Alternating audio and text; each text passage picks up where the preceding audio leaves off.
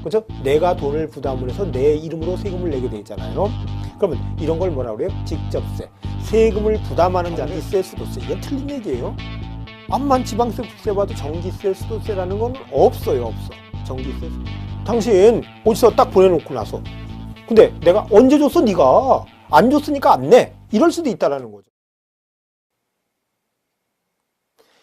이번 시간 이제 전 시간에 이어서 납세무 확정을 조금 더 보고 진행을 하도록 하겠습니다. 제가 이렇게 볼 때 제일 좋은 것은 과세 제도의 비교 참고표 있죠. 이 표를 통해서 보는 게 제일 빠를 것 같아요. 보면 거기 내용을 한번 보시고 그리고 여러분들이 보통징수나 신고납부제도 이거를 어떻게 하는지 이렇게 한번 보시는 게 좋을 것 같아요. 그러면 과세제도 비교에 보통징수, 부가가세제도, 또 신고납부제도, 신고납세제도 같은 거니까 이렇게 놓은 거죠. 그러면 의의는 과세관청의 결정에 의하여 납부할 세액을 확정하는 제도. 여기 적용세목이에요. 적용세목에 종합부동산세, 재산세, 그쵸? 종합부동산세, 재산세만 체크하세요. 뭐 다른 건 뭐 체크하실 것도 없지 뭐, 그쵸? 그거 체크하시고 그러면 거기에 조세채권의 확정 주체, 즉 세금을 국가에서 받을 게 있으니까 채권이라고 얘기를 한 거예요. 세금이라는 채권의 주체가 누구냐는 얘기예요. 거기에서 그 금액이 얼마인지 정하는 주체가 누군가 보면요. 재산세 같은 거는 누가 정한다고 그랬죠? 과세권자. 그러니까 주체가 누구래요? 정부. 그렇죠? 과세관청이 되는 거예요. 과세관청이 되고. 절차는 어떻게 하는가 보면 정부에서 알아서 뭐예요? 정하는 거잖아요. 그렇죠? 그래서 조사 결정한다. 또 확정 시기는 언제냐 보면은요. 확정 시기는 납세 고지서 도달시. 그러면 우리가 오면 어때요? 딱 정해지잖아요. 금액이 얼마인지 딱 눈에 보면 확인이 되니까 이렇게 하고. 그 다음에 신고 납부 한번 볼까요? 별도의 과세관청의 결정 절차 없이 납세 의무자의 뭐에 의해서 신고에 의하여 납부할 세액을 확정하는 제도를 신고납세 제도죠. 거기에 적용 세목을 한번 볼까요? 소득세 있죠. 그렇죠? 소득세. 또 종합부동산세인데 이거는 뭐예요? 선택적이라고 그랬죠. 종합부동산세는 부가가세 제도가 될 수도 있고 신고납부. 원칙은 부가가세 제도예요. 그리고 거기에 또 나와 있는 게 취득세 있죠. 취득세, 또 등록면허세. 이거는요, 무신고나 무표시를 했을 때만, 신고는 아예 안 했을 때만 과세권자가 결정을 할 수 있지. 그렇지 않을 때는 누가 정한다? 과세권자가 아닌 납세 의무자가 정하는 거죠. 세금이 얼마인지 정하는 거. 그래서 조세, 채권, 확정 주체가 누가 된다? 납세 의무자가 된다는 거. 세금이 얼마인지 정하는 게 누구다? 내가 신고서를, 여러분들이 이래요. 가면은 내 자식의 이름은 누가 정해요? 출생신고할 때 정하는 거죠. 그 똑같은 거예요. 거기다 이름을 내가 쓰면은 어떻게 되는 거예요? 이름이 정해지는 거잖아요. 그죠? 확정이야, 그게. 나 세금 얼마 냈게 적으면서 신고를 하면 뭐가 돼? 확정. 누가? 내가. 그러면 여기서 납세 의무자가 금액이 얼마인지 정하죠. 조세채권 확정 주체라는 거예요. 세금 내는 사람이 세금 정하는구나. 이런 것도 있구나. 이렇게 좀 놀라실 거예요. 그렇지만 취득세나 등록면허세, 양도소득세는요. 조세채권의 확정 주체가 납세 의무자라는 거예요. 그리고 거기에 보면 절차는 어떠냐. 신고서를 열심히 써서 세무공무원에서 내는 거죠. 내면 그 절차를 거치면 언제? 과세표준 신고서를 제출할 때 금액이 나 이 금액으로 낼 거야. 신고하면 뭐가 돼요? 확정이 되는 거예요. 그러면 여러분 보통의 경우는 어떤가 하면요. 취득세 같은 거 있잖아요. 취득 물건이 뭐고 얼마에 샀고 언제가 취득한 날짜고 얼마를 낼 거고 세율이 얼마니까 이걸 신고서를 써내잖아요. 내가 다 신고서 써낸 대로 세무공무원이요. 전부 다 전산에 입력을 시켜 그거를. 그러고 나서 지로고지서를 만들어줘. 임의대로 만드는 게 아니라 내가 뭐 한 대로? 신고한 대로. 마찬가지잖아요. 우리 출생신고를 했다고 쳐봐요. 출생신고를 하면 어때요? 내가 한 대로 본인이 어디야? 그쵸? 이름이 뭐야? 출생. 몇 월 며칠 몇 시에 했어. 다 그대로 되잖아요. 내가 써낸 대로 자기들이 그 공무원이 임의로 정하는 게 아니에요. 세금도 똑같다라는 거예요. 그렇게 해서 정해서 고지서를 프린트해서 딱 주는 거예요. 그럼 우리는 그걸 가지고 뭐예요? 납부만 하면 된다는 거죠. 근데 재산세나 종합부동산세 같은 거 우리한테 물어보지도 않고 어때? 고지서를 주죠. 그러니까 금액을 정하는 게 언제? 우리한테 도달할 때. 그런데 신고 납부 제도를 택하고 있는 취득세나 또 등록면허세, 양도소득세 같은 경우는 세금을 세금을 납세 의무자가 결정을 하고 절차는 어떻고? 신고서를 써서 제출을 하고 그러면 신고서를 접수를 딱 시키면 뭐가 된다? 금액이 딱 정해지는 거죠. 납세 의무가 확정되는 거다라는 거예요. 이렇게 보시면 되겠고 이제 요걸 보시고 그 다음에 납세 의무 소멸 있죠. 납세 의무의 소멸. 그러면 소멸의 가장 대표적인 건 뭔가 보면 납부의 납부. 돈을 내면 납세 의무가 없어지게 되죠. 당연히 납세 의무가 없어지게 되고 그러면 거기에 보면요. 납부는 당해 납세 의무자는 물론 연대 납세 의무자 또 제2차 납세 의무자 납세 보증인 물적 납세 의무자 및 기타 이해관계 있는 제3자 등에 의한 납부를 말한다. 누가 내든지 누가 옆집 사람이 내주면 더 좋고 그 내줄 일이 없죠. 근데 돈을 내면 어떻게 해요? 나는 이제 해방 납세 의무가 소멸이 되는 거죠. 소멸이 된다. 가장 대표적인 소멸 방법이죠. 그런데 충당이라는 게 있어요. 충당은 뭔가 보면요. 거기에 조세 환급금을 당해 납세 의무자가 납부할 조세 가산금 및 체납 처분이 상당액과 상계시키는 것을 말한다. 여러분 상계 뭔지 알죠? 상계한다 이런 얘기 많이 하잖아요. 보통 민법 용어에서 상계한다라는 얘기는 이거예요. 내가 너한테 어떻게 돈을 갚을 게 있어. 근데 내가 얘한테 또 뭘 줄 게 또 있어. 야, 너 그거 하고 이거 하고 어쩌자. 그냥 너도 안 주고 나도 안 주는 걸로 해서 끝내자. 이걸 상계 처리한다는 얘기를 하잖아요. 그렇죠? 돈을 빌렸을 때 같이 빌렸을 수도 있잖아요. 그러니까 너 얼마 빼고 줘. 그러면 상계 처리한다는 얘기를 하잖아요. 근데 이게 그 뜻이에요. 뭐냐면 내가 세금을 어떻게 신고해서 내다 보니까 잘못 냈어요.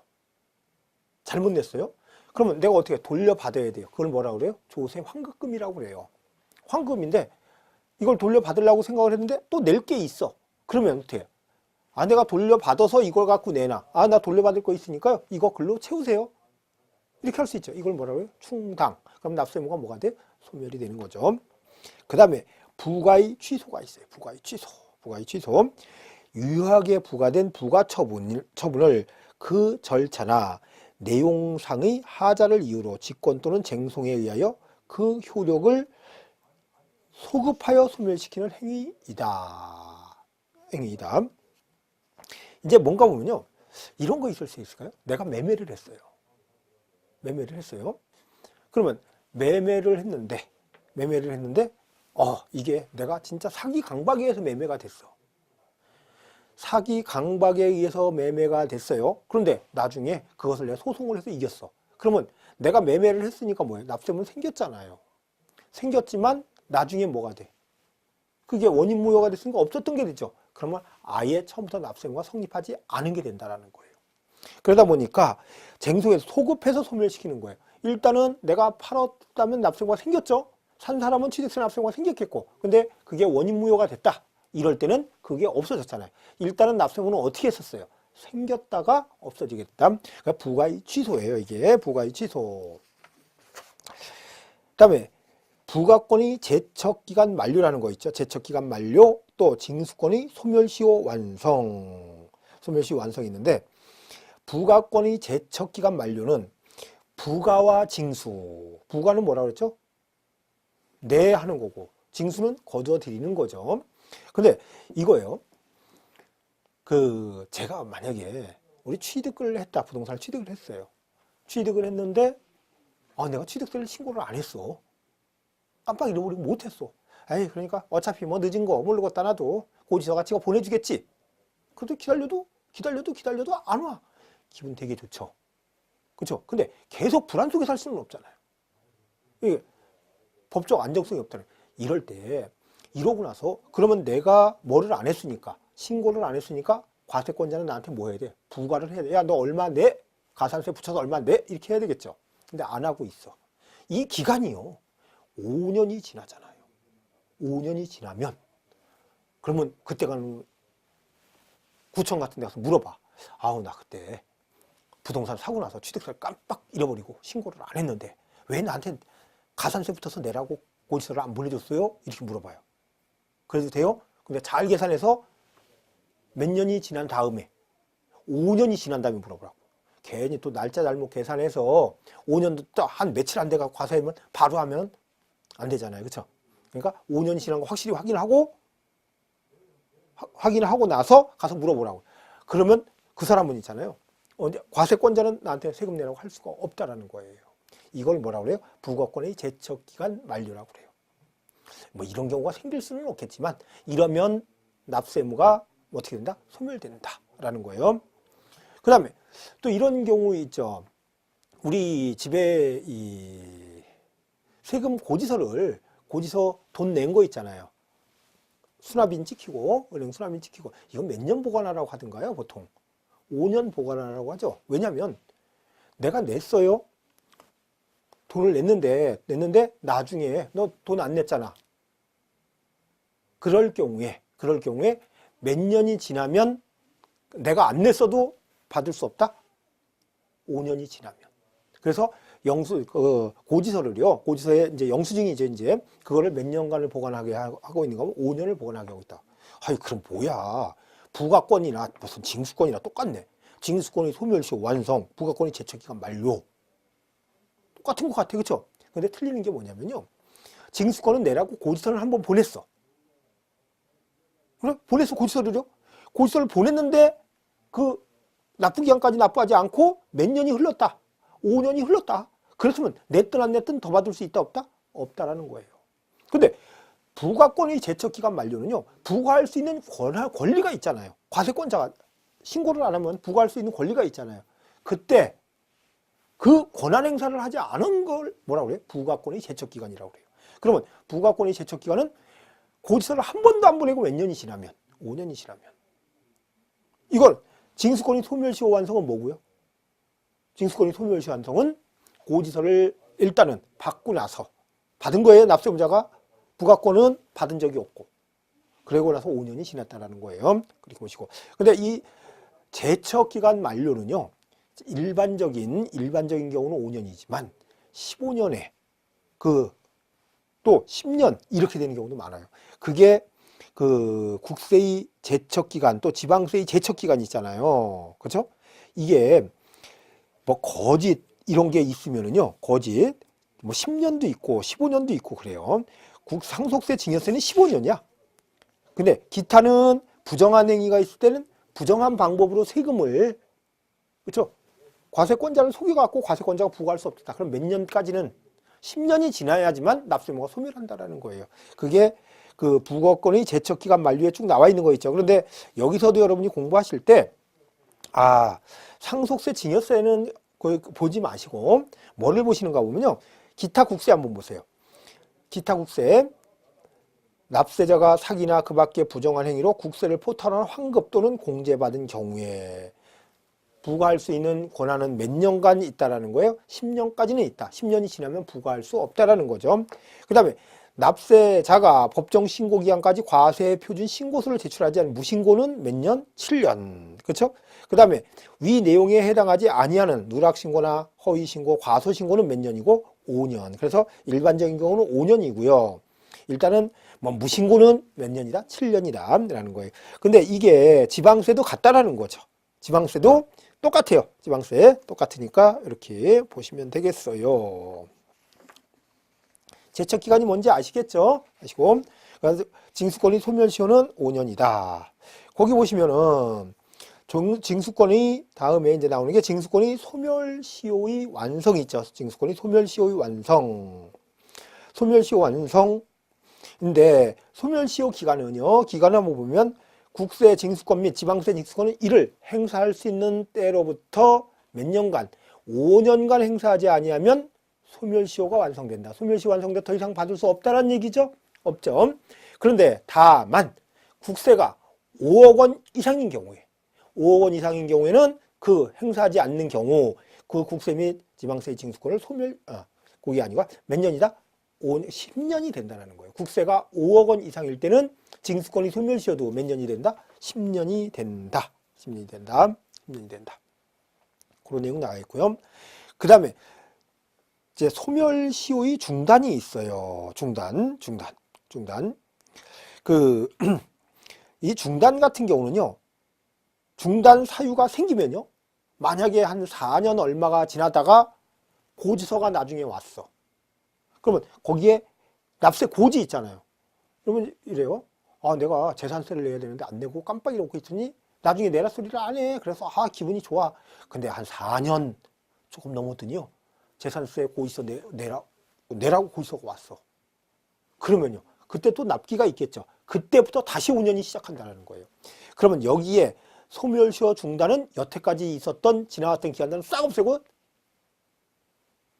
소멸시효가 완성이 되려면 다시 몇 년이다? 5년. 그렇죠? 근데 그 밑에 정지는요, 그 기간 빼고 5년이라는 거예요. 빼고 5년이란 그 뜻이고, 그러면 중단되는 거는 뭐가 있는가 보면은요, 소멸시효가 중단되는 것은 고지서를 보냈다. 또 독촉이나 납부 채권했다. 내시효 독촉장을 한번 보냈어. 이렇다면은요, 그때부터 다시 몇 년이다? 5년이다라는 거죠. 교부 청구는 다른 세무서에서 세금 받을 걸로 경매나 공매에 청구를 해놨어요. 근데 나도 줘, 이걸 얘기를 하는 건 뭔가? 교부 청구. 그러면 나도 줘, 받겠다라는 의사를 표시했잖아요. 그럼 다시 몇 년? 5년. 그 다음에 압류. 압류를 했다. 너 세금을 안 내니까 압류를 하면 그때 뭐예요? 다시 5년이라는 거죠. 다시 5년이다. 이렇게 보시고. 그 다음에 정지는 뭐 분납기간, 분할 납부하면은 그 기간은 빼고 다른 거 갖고 5년. 그때는 징수유예라든지 뭐 또 체납 처분유예 이런 기간은 세무서에서 받을 생각을 안 하고 있을 거 아니야. 그렇죠? 그러니까 그 기간 빼고 5년을 따져라 그런 얘기고. 그 다음에 우리 거기에 소멸사유에 해당하지 않는 것 있잖아요. 소멸사유에 해당하지 않는 것. 않는 게 납세의무자의 사망. 의무자 사망. 그 다음에 부과의 철회.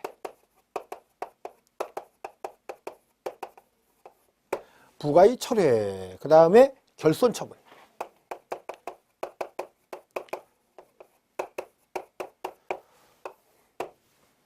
여기 세 가지는요, 납세 의무의 소멸사유가 아니라는 거예요. 소멸사유가 아니라. 그러면 납세 의무자가 사망을 하면 어떻게 되는가 보면요, 납세 의무자가 사망하게 되면 그 납세 의무는 그대로 상속인에게 상속이 되는 거예요. 승계가 되는 거예요. 상속인에게 승계가 되는 거예요. 죽었다고 다 끝나는 거 아니에요. 자기 재산만 가져가는 게 아니라 세금 낼 것도 어때요? 전부 다 상속인에게 상속이 되는 거죠. 납세의무 소멸되는 게 아니고. 그 다음에 부과의 철회. 조금 전에 부과의 취소와 구별을 좀 해주셔야 되는데, 부과의 철회는 이제 이렇게 보시면 돼.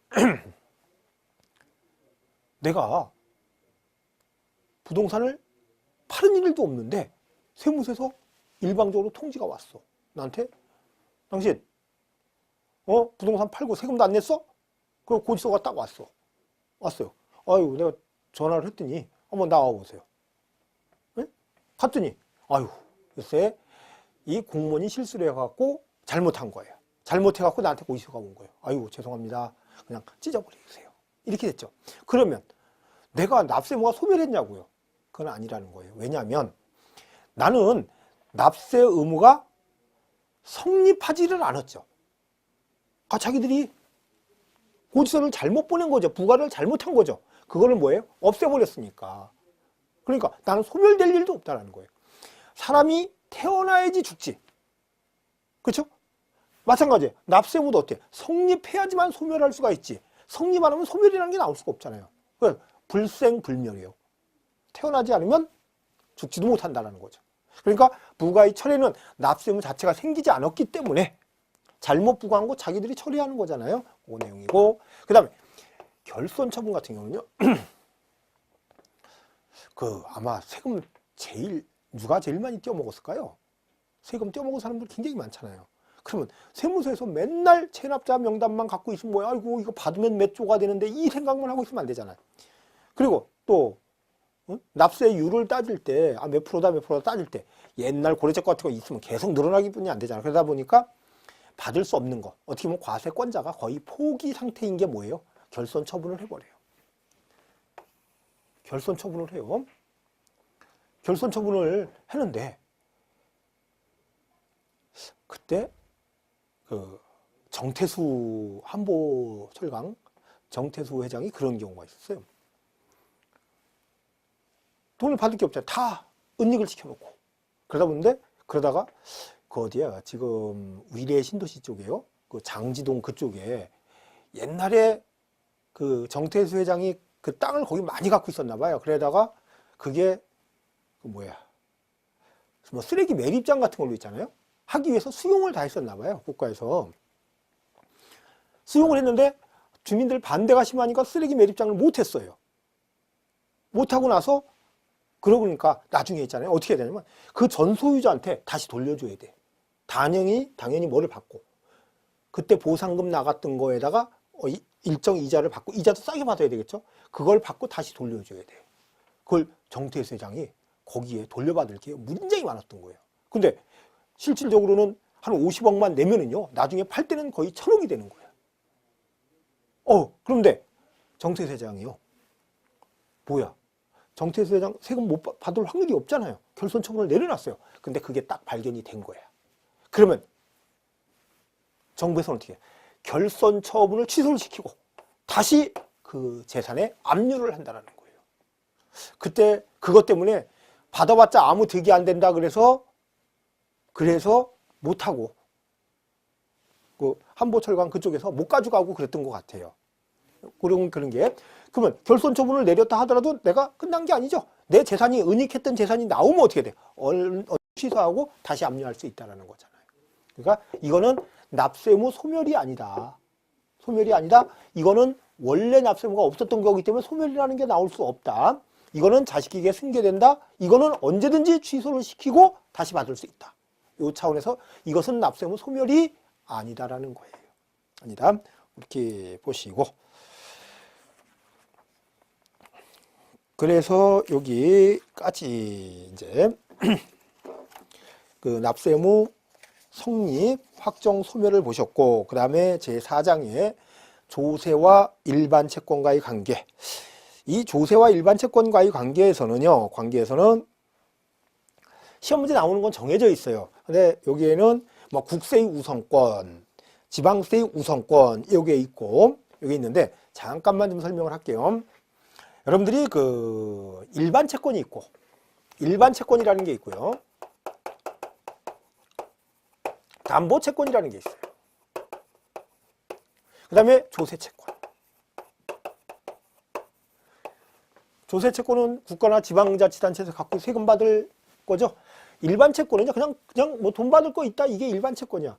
제가 여러분한테 돈을 빌려줬어. 5천만 원 빌려줬어. 그러면 저는 여러분한테 돈 받을 게 있죠. 그거 뭐예요? 일반 채권이야. 근데 제가 돈을 5천만 원을 빌려주면서 그러면 거기다가 근저당 설정 좀 해놔. 네 부동산에 근저당 설정해? 근저당 설정했어. 그러면 담보권 설정이 돼 있는 거죠. 그것을 뭐라고 그래요? 담보채권이라고 그래요. 그러면 설정도 안 하고 그냥 빌려주고 친구지간에 빌려준 건 뭐예요? 일반 채권이에요. 일반 채권. 그러면 이런 일반 채권과 비교했을 때 조세 채권이 어느 부동산을 갖고 있는 사람이 있는데 이 부동산이 경매를 해요. 경매를 하면 돈을 제일 먼저 누가 찾아가냐? 찾아갈 때. 요 두 가지만 있다고 봤을 때. 일반 채권자가 경매를 했어. 이럴 때, 이때는 세금도 안 냈어. 이럴 때는 누가 먼저 찾아간다? 조세 채권이 우선한다는 거예요. 당연히. 그래서 국세의 우선권이다, 지방세의 우선권이다 그래요. 그런데 간단히 볼게요. 요 담보채권은 전세권이나 아니면 근저당이나 저당권 이런 것들 있잖아. 이런 담보채권들은요 등기에 돼 있어. 그런데 갑자기 세금이 먼저 받아간대. 큰일 나죠. 그러다 보니까 이 조세채권과 담보채권은요 그 우열을 가려야지 돼. 우회를 가려야 돼요. 이게 먼저 성립했다면 경매가 되더라도 먼저 담보채권자가 먼저 배당을 받아가고 세금을 다음에 받아가야 된다는 거예요. 일반 채권과 비교했을 때 조세채권은 언제나 우선했지만 담보채권과는 순위를 비교를 해야 된다는 거죠. 그런데 담보채권은 등기가 돼 있으니까 등기일이 있겠죠. 그렇죠? 등기일인데 조세채권은 등기를 안 했어. 근데 조세채권은 어떤가 보면요. 거기에 법정기일이라는 게 나와 있죠. 그까지만 법정기일 볼게요. 1번 같은 데 보면은요. 1번, 2번까지만 보시면 돼. 그 밑에 거는 여러분이 안 보셔도 좋고요. 1번 과세표준과 세액의 신고에 따라 납세무가 확정되는 국세의 경우 신고한 해당 세액에 대해서는 그 뭐래요? 신고일. 뭐래요? 여기 신고일. 또 두 번째, 과세표준과 세액을 정부가 경정 또는 수시부가 결정하는 경우 고지한 해당 세액에 대해서는 그 납세고지서 뭐래? 발송일. 다시 말해서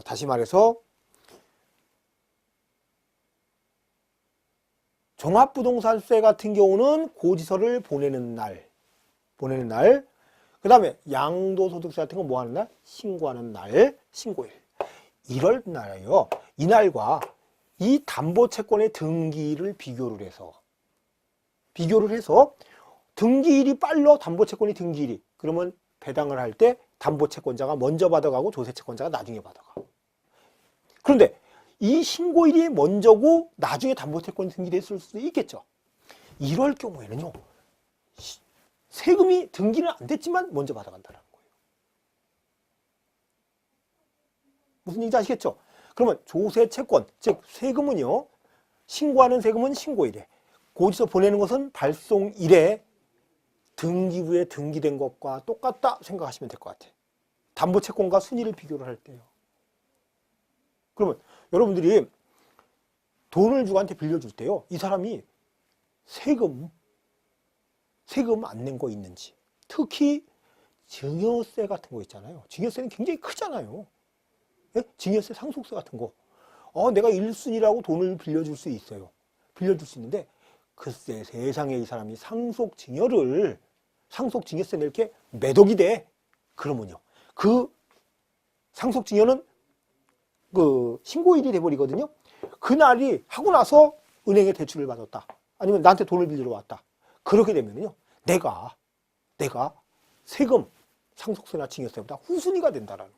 그럴 때는 상속이나 증여받은 재산이 있을 때는 뭐를 해봐야 되는가 하면요. 세무서에 가서 봐야 돼. 이 사람은 상속세, 증여세 제대로 냈는지 확인을 해보고 돈을 빌려주셔야 된다는 거예요. 등기부에 보면 상속, 증여가 써 있어요. 매매면 매매, 교환이면 교환, 증여면 증여, 상속이면 상속. 이게 써 있다고요. 그러면 그거를 보면 어떻게 해야 돼? 여러분 돈을 빌려주든 무조건 빌려주면 안 돼. 세무서에 가서 물어보고. 네? 가서 이 사람이 제대로 끝났습니까? 상속세, 증여세 다 냈습니까? 확인하고 나서 빌려줘야 된다는 거예요. 왜? 그 증여세 신고 다 해놨어. 아니면 상속세 신고 다 끝났어. 그러고 나서 돈을 빌리게 되면 이게 1월 10일인데 이게 2월 10일 날 빌려왔어. 그러면 신고를 했으면 압류할 일은 없잖아요. 나 세금 낼게. 신고를 하고 안 내는 거야 이게. 그럼 2월 10일 날 빌려주면요. 1월 10일이 먼저잖아. 이 날짜가. 그러니까 경매가 벌어지면요. 조세채권이 우선한다는 거예요. 이렇게 요 날짜가 그렇다. 여기에서 지금 이 국세 또 지방세 우선권 요거는 여기까지만 보시면 돼요. 이런 것만 보시면 되고 그 다음에요. 이제 중요한 것은 뭐가 있는가 보면 그 일반 채권 3절에 나와 있는 일반 채권과의 관계 있죠. 일반 채권과의 관계. 거기에 조세의 법정기일 후 담보채권 설정 시 또 법정기일 전에 담보채권 설정 시 우선순위가 어떤 건지만 이제 그냥 편하게 여러분이 민법, 중개사법에서 잘 보시는 거죠. 보시는 거니까 그냥 가볍게 보시고 지금 시험 문제 출제가 잘 되는 것은 그 밑에 세 번째 보시면 조세의 법정기일과 무관하게 항상 우선하는 조세. 이제 이 내용이에요. 지금 이 상태야. 담보채권은 그냥 고지서 발송한 날짜가요. 고지서 발송한 날짜가 담보채권은 2월 10일인데 고지서 발송은 5월 10일 날 했어요. 같은 연도야? 그러면 조금 전에 말씀드린 대로라면 담보채권이 2월 10일 날 돼 있고 이 조세채권이 발송일이 5월 10일이다. 재산세 같은 거 생각해봐요, 그냥. 그러면 이게 아니야 뭐 다른 세금이라고 이제 세금을 하는 거예요. 그러면 이게 경매가 들어가면은 경매가 들어갔다 아니면 공매가 됐다. 그럼 뭐가 먼저 받는다? 이거를 먼저 받아야지. 그렇죠? 5월이잖아요. 그러니까 이게 먼저 배당을 받고 나중에 세금을 나중에 받아야 돼. 그런데 당해 재산에 부과되는 조세.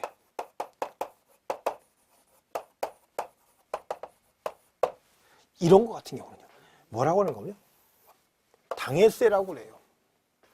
대표적인 게 재산세, 종합부동산세, 또 재산세에 부과되는 부가세 있죠. 그거, 또 재산세, 종합부동산세, 거기에 부과되는 세금, 그리고 또 자동차세 같은 것도 있어요. 이런 것들은요. 또 상속세, 증여세도 있어. 상속세, 증여세 이런 것들은요.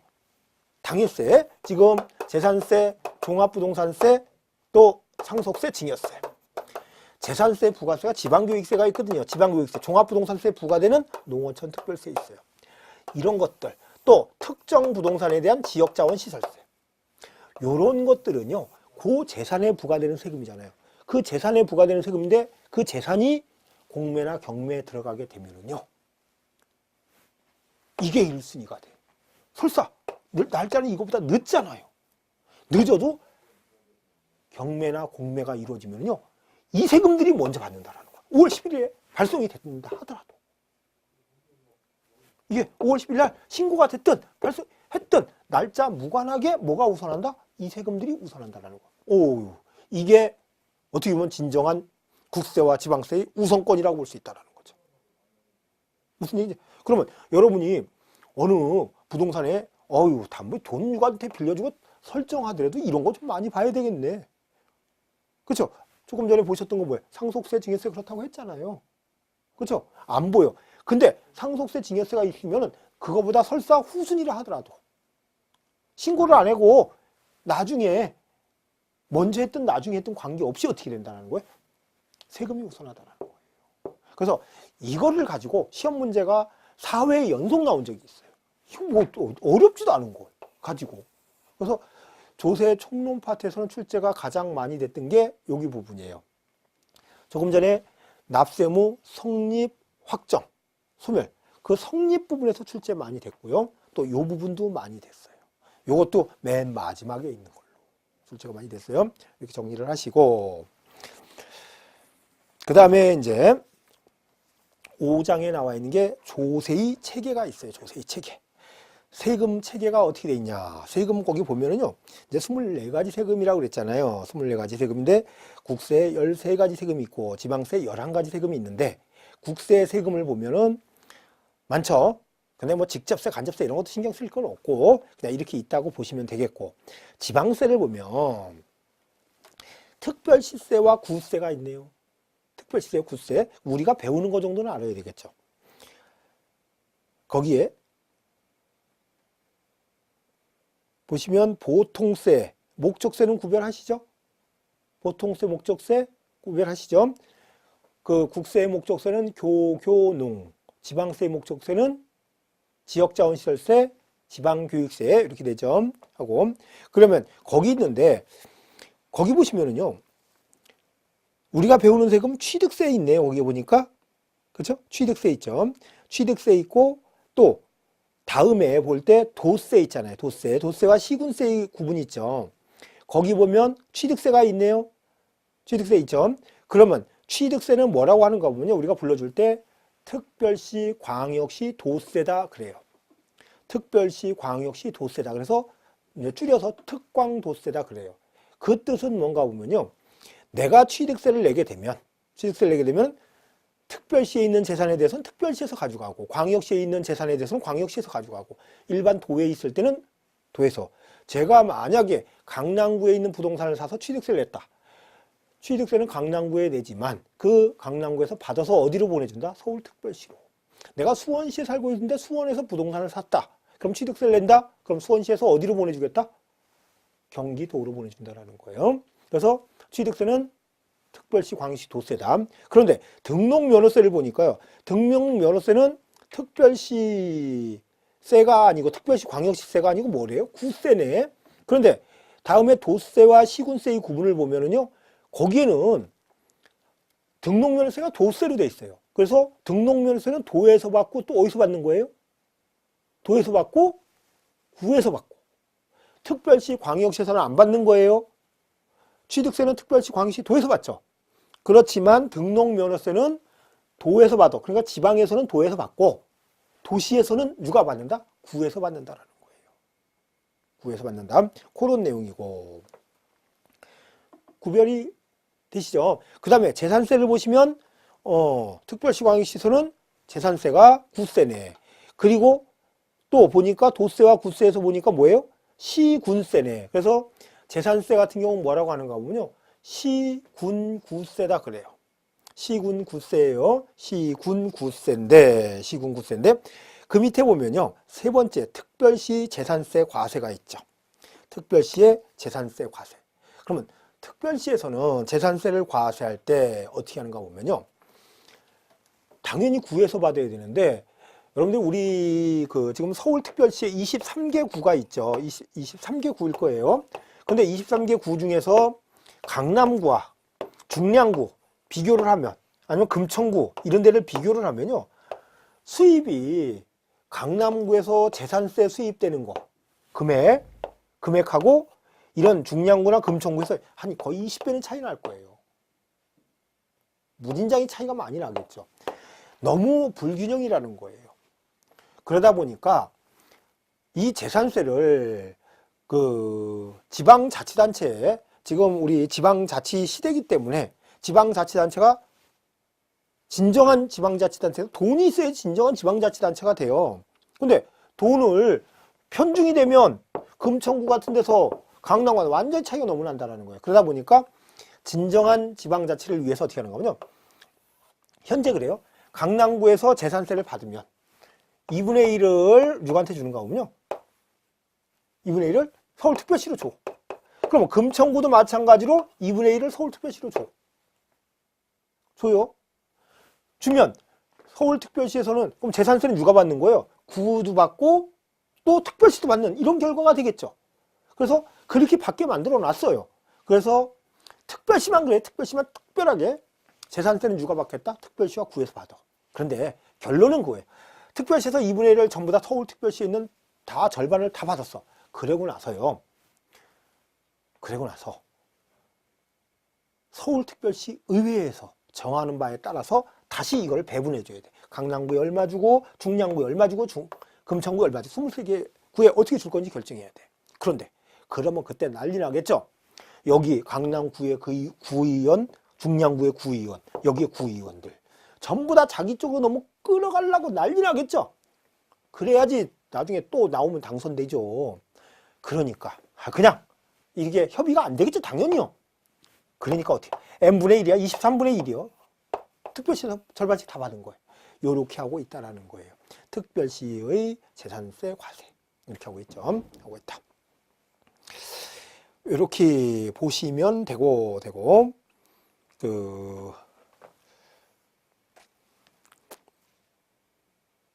여러분들이 이제 보시면은 특별시 광역시에 있는 구 같은 데는 그래도 재정 살림이 좀 넉넉하죠.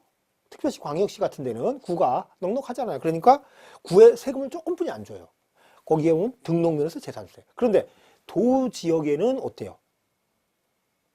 도 지역에 거기에 시군들이 있잖아요. 돈 진짜 없잖아요. 그러니까 그 시군에는 담배 소비세, 주민세, 지방소득세, 재산세, 자동차세 다 줘요. 근데 자동차세 같은 경우도 보면은요. 특별시, 광역시에서 받아요. 도시에서는. 그런데 여기서는 지방에서는 뭐에서 받아요? 시군에서 받는다는 거죠. 왜냐하면 서울특별시 같은 데서는 특별시나 광역시는 특별시나 광역시는 구 같은 경우는요. 재산세 갖고도 어느 정도 확보가 다 된다라는 거예요. 재산세 갖고 다 살림, 지방자치 할 정도의 돈이 생기니까 그러는 거죠. 그렇게 하고 있고. 그 다음에 가끔 출제되는 제2절의 부동산 관련 조세. 우리가 세금을 제가 여기에 있는 거 뭐 담배 소비세, 지방 소비세, 주민세 이런 걸 쳐다도 안 보는 게 뭐예요? 우리는 부동산과 관련된 세금만 공부를 하잖아요. 그러니까 부동산과 관련됐는데 부동산도요. 취득세는 부동산을 뭐 할 때 내나요? 취득할 때 내게 되죠. 그렇죠? 팔 때 취득세 내는 일은 없잖아요. 그 다음에 재산세, 종합부동산세는 어떨 때? 가지고 있을 때. 양도세는 어떨 때? 팔 때.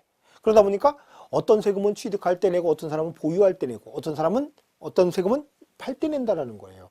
그거를 구별을 이렇게 해놨는데 구별을 해놨는데 그 구별해 놓은 걸 다 뭐 이렇게 볼 수는 없고 거기에 다음 페이지 보시면은 주의에 이거 있네요. 취득, 보유, 양도 모두 관련된 조세 있네요.